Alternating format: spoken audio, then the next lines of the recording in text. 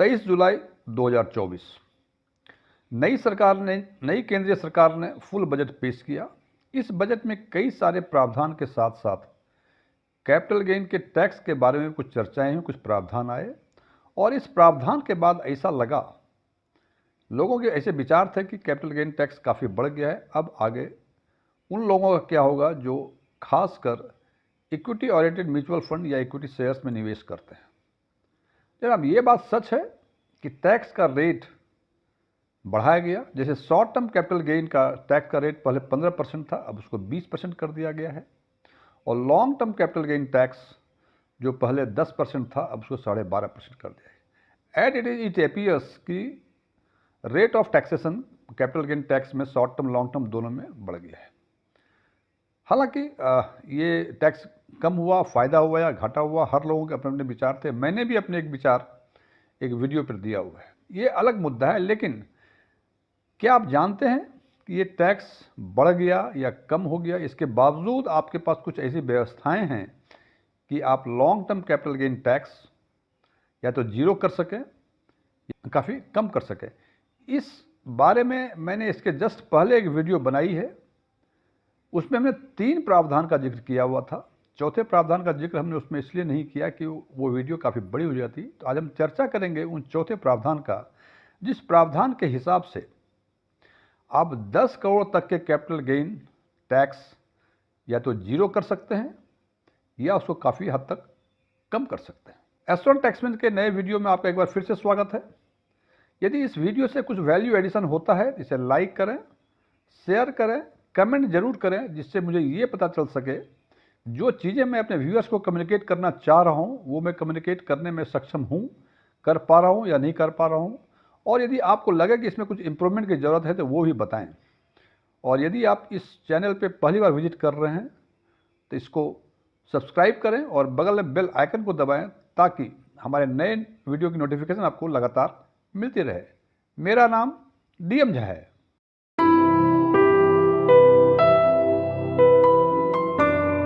Income tax act 1961 के section 54 के अनुसार यदि आपको इक्विटी शेयर्स या इक्विटी ओरिएंटेड म्यूचुअल फंड में कोई लॉन्ग टर्म कैपिटल गेन होता है तो उस कैपिटल गेन पे आपका टैक्स या तो जीरो हो सकता है या काफ़ी हद तक कम हो सकता है। लेकिन इसके लिए कुछ प्रावधान हैं।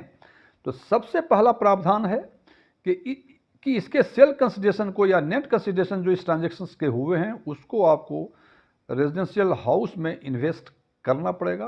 तो इसमें सबसे पहला सवाल होता है कि क्या पूरे के पूरे इस ट्रांजैक्शन के सेल कंसिडरेशन को वो इन्वेस्ट करना पड़ेगा या कम ही कर सकते हैं या अधिक भी कर सकते हैं। इसके लिए इसको कैलकुलेट करने के लिए एक फार्मूला है और वो फार्मूला है कि exemptions is equal to amount invested into capital gain upon net consideration. Amount invested means यदि आपको जितना सेल कंसिडरेशन हुआ है उसमें से कितना अमाउंट आपने इन्वेस्ट किया for the purchase of the residential house. Capital gain जैसा आप जानते हैं कि sale consideration minus original purchase value, वो कैपिटल गेन माना जाएगा। और नेट कंसिडरेशन मीन्स जो सेल कंसिडरेशन हुआ उसमें से जो आवश्यक खर्चे हैं वो माइनस कर देंगे तो आपको नेट कंसिडरेशन मिलेगा। हालांकि इससे कुछ बातें बहुत क्लियर स्पष्ट नहीं हो पा रही हैं, तो इसको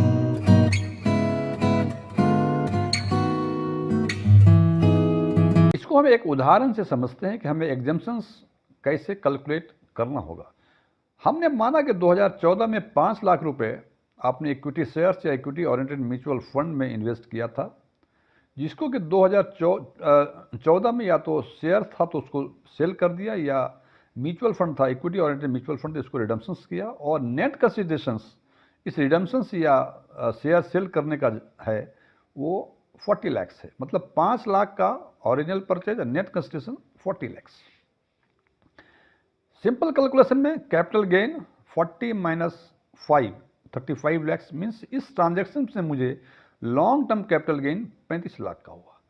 अब इस 35 लाख में से हमारी इच्छा है कि कुछ पैसे मैं रेजिडेंशियल हाउस को परचेज करने में लगाऊं या पूरे पैसे लगाऊं। हम उदाहरण माना हमने कि इस 35 लाख में से तो हमें कितना एग्जेम्पशंस मिलेंगे इसकी बातें करेंगे। तो हमने माना कि इस 35 लाख में से 30 लाख रुपए हमने रेजिडेंशियल हाउस परचेस करने के लिए लगा दिया।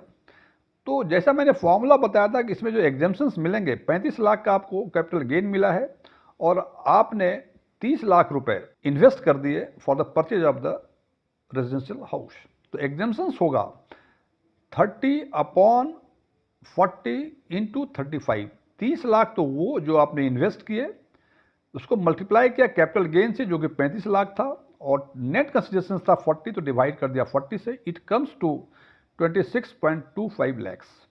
इसका मतलब इस ट्रांजैक्शंस को यदि हम नज़ीर माने तो हम कह सकते हैं इस ट्रांजैक्शंस में आपको 35 लाख का आपको कैपिटल गेन हुआ और 26,25,000 पर कोई टैक्स नहीं लगेगा। इसका मतलब बाकी जो 8,75,000 के आसपास आपको बचते हैं कैपिटल गेन, उस पर आपको टैक्स के प्रोविजंस के हिसाब से टैक्स देना पड़ेगा।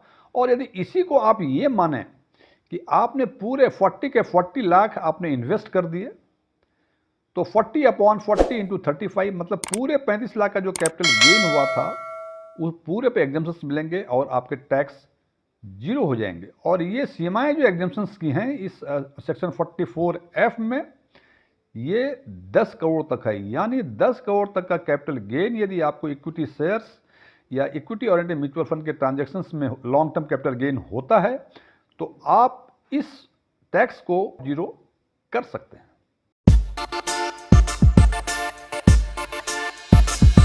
जैसे कि मैंने पहले चर्चा की थी कि ये 10 करोड़ तक एग्जेम्पशन पाने के लिए कुछ कंडीशंस हैं। जो सबसे पहला कंडीशंस हमने बताया था, ये बताया था कि ये गेन केवल लॉन्ग टर्म कैपिटल गेन ही होना चाहिए। इसका मतलब जो इक्विटी शेयर्स या इक्विटी ओरिएंटेड म्यूचुअल फंड में आपने ट्रांजैक्शंस किया है, उसको सेल या रिडीम किया है, उसकी होल्डिंग पीरियड कम से कम 1 साल होगी, तभी आपको ये सुविधा मिलेगी। शॉर्ट टर्म कैपिटल गेन में ये सुविधाएं नहीं हैं।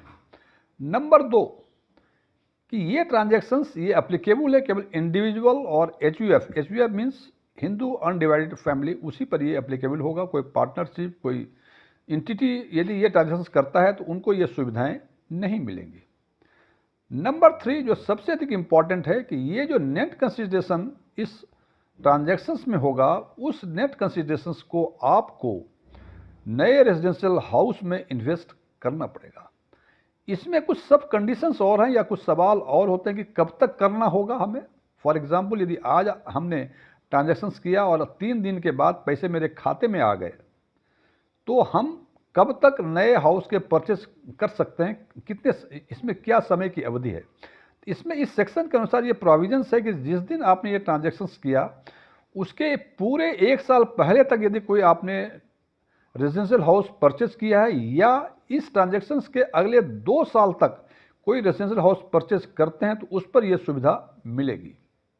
जनाब, ये तो बातें की हमने रेजिडेंशियल हाउस परचेस करने की। ये तीसरी कंडीशंस और सुविधाएं और हैं कि यदि इस पैसे को आप नए हाउस के कंस्ट्रक्शन में लगाते हैं तो उस पर भी एग्जेम्पशंस मिलेंगी। कंडीशंस केवल ये है कि ये कंस्ट्रक्शंस जिस दिन ट्रांजैक्शंस किया आपने उसके 3 वर्षों के अंदर पूरी हो जानी चाहिए, तभी ये एग्जेम्पशंस मिलेंगे। ये बातें हुई कि आप रेजिडेंशियल हाउस परचेज करेंगे, कंस्ट्रक्ट करेंगे, उसके क्या सब कंडीशंस हैं। एक और कंडीशंस हैं इस पे कि जिस दिन आपने ये ट्रांजैक्शंस किया, means long term capital gain जिस दिन हुआ आपको, उस दिन आपके नाम से 1 से अधिक रेजिडेंशियल हाउस नहीं होना चाहिए। यदि 1 से अधिक रेजिडेंशियल हाउस आपके नाम होते हैं और तीसरा आप परचेज करने जा रहे हैं, मीन्स 2 हैं आपके पास और तीसरा इस नेट कंसिडरेशन से परचेज करने जा रहे हैं, तो ये सुविधाएं आपको नहीं मिलेगी।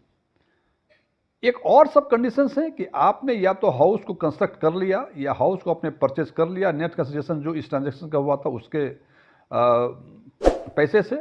लेकिन एक कंडीशंस में इम्पोज और किया गया है कि वो रेजिडेंशियल हाउस आप अगले 3 वर्षों तक सेल नहीं कर सकते।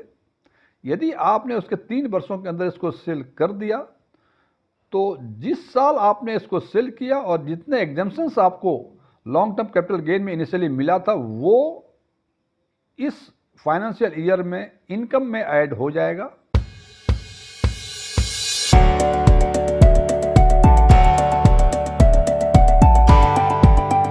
फ्रेंड्स, मैं समझता हूं यदि आपके पास अपना कोई घर नहीं या अपना घर है तो आपके नाम एक ही घर है और आपके को इक्विटी शेयर्स या इक्विटी ओरिएंटेड म्यूचुअल फंड्स में से एक लंबा चौड़ा लॉन्ग टर्म कैपिटल गेन होने वाला है, तो आप सेक्शन 54F के में दिए गए प्रावधानों का लाभ उठा के दूसरा मकान परचेज कर सकते हैं इसके कंसिडरेशन से, और आप लॉन्ग टर्म कैपिटल गेन में फुल एग्जम्पशन पा सकते हैं यदि वो एग्जम्पशन 10 करोड़ तक ही है तो।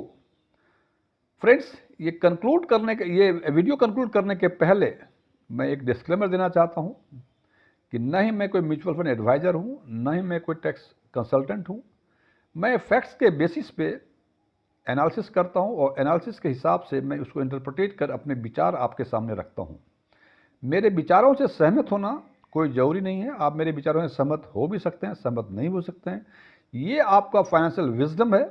लेकिन मैं ये जरूर कहना चाहूँगा कि यदि इस तरह का कोई डिसीजन लें तो जिस बातों की चर्चा हमने की है उन बातों को ध्यान में रखें, उसके बाद डिसीजन लें तो शायद आप बेहतर निर्णय ले पाएंगे।